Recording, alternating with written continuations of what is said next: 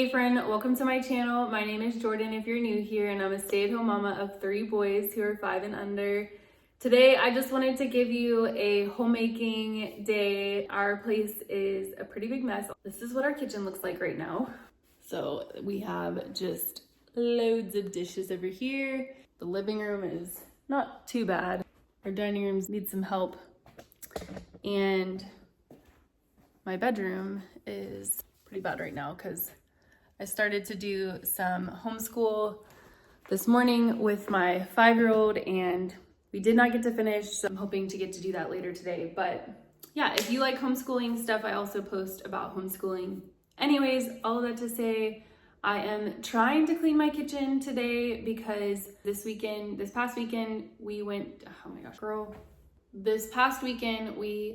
to the beach and it was just for a few days. It was a lot of fun though. It was our first ever family trip, just us. Anytime we've ever taken trips, it's usually been with extended family. So this was really a sweet moment to go just the 5 of us, and it was a lot of fun. But I did get really behind on homemaking things. Anyways, let's get into the homemaking.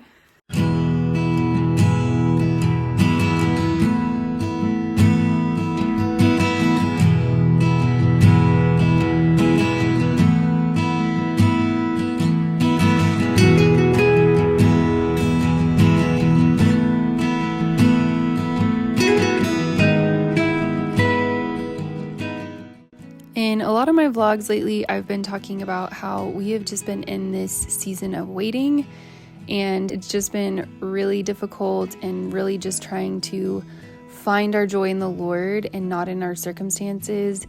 So I just wanted to share from Psalm 126. I wanted to share this scripture because I don't know what you're walking through. Maybe you are in a mountaintop season and I am a little jealous. I know that mine is coming at some point, but right now that's just not where I'm at. If you are like me in the trenches and just fighting my flesh and fighting thoughts and fighting the enemy, this I think is for you too. I've been crying a lot lately just because it is just so hard some days. It's so hard to walk the narrow road, right? That's why it's narrow, because it's hard to be a believer. You do get attacked more. That's what a friend of mine was saying kind of recently when I was having a hard day. I just hung out with her and she was just saying, like, the enemy knows that what you're doing in your home is good, and he's going to come after that because he's threatened by it. And she was right. She was absolutely right. And so anyways, I wanted to share with you this scripture from Psalm 126. And there's a part in here that just talks about our cries and how, anyways, I'll just read it. It says, "When the Lord restored the fortunes of Zion, we were like those who dream. Our mouths were filled with laughter then, and our tongues with shouts of joy. Then they said among the nations, the Lord has done great things for them. The Lord has done great things for us. We were joyful. Restore our fortunes, Lord, like watercourses in the Negev. Those who sow in tears will reap with shouts of joy. Though one goes along weeping, carrying the bag of seed, he will surely come back with shouts of joy, carrying his sheaves." And I just think about, when I read that, just the thought of knowing that the Lord sees all of my tears. And I mean like bawling, like ugly cry tears. These are not just one glistening tear. It has been rough. And if that is your season, I just hope that brought some encouragement. And I encourage you to read also through Psalm 126 through 130.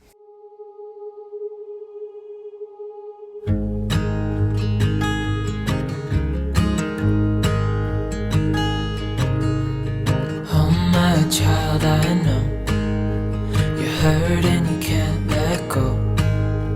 It's not your fault and you don't deserve all the bad and the hurt.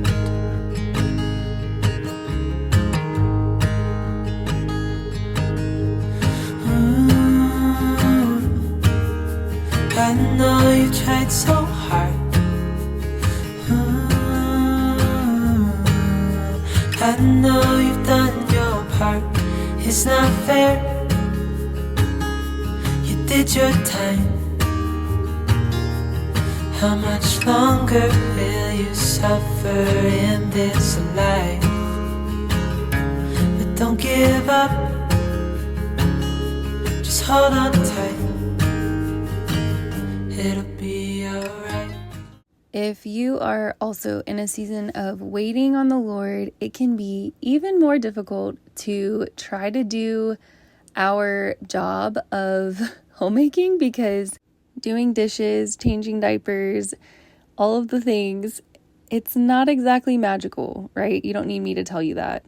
But I will say that there has been this idea of romanticizing the mundane that I have seen on many different YouTube channels, and I have loved it. Honestly, it has been so cool to be able to just kind of like dream and really create this whole new world in our home. It's really just opened up a completely different perspective on how I see the little things. So I'll give you an example. Today I was preparing their lunch just like normal. I was going to get all the plates and just divvy up all the food, right? And then I just decided, you know what? Actually, I'm just going to put some food on this cutting board, just kind of like a charcuterie board, but not exactly. And I put some chicken nuggets on there, some cucumbers, strawberries, right? Laid out a blanket out in the grass, put the board on there, and they loved it. Like, they ate more food that way than they ever do sitting at the table. And so that's not to say that sitting at the table, like, we're never going to do that again. It's just, I think, changing it up and just really trying to create a magical moment in the mundane too is kind of what I'm shooting for right now. And I think I need that, and maybe you need that too, I don't know.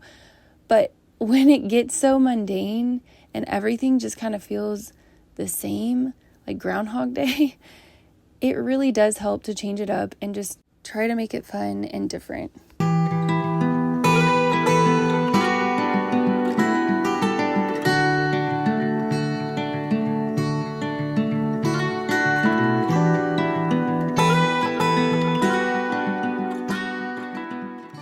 If you enjoyed this video, go ahead and click that like and subscribe button. The like button will help more people who like this kind of content to find this kind of content. And click that subscribe button. Hopefully, I will see you on the next one.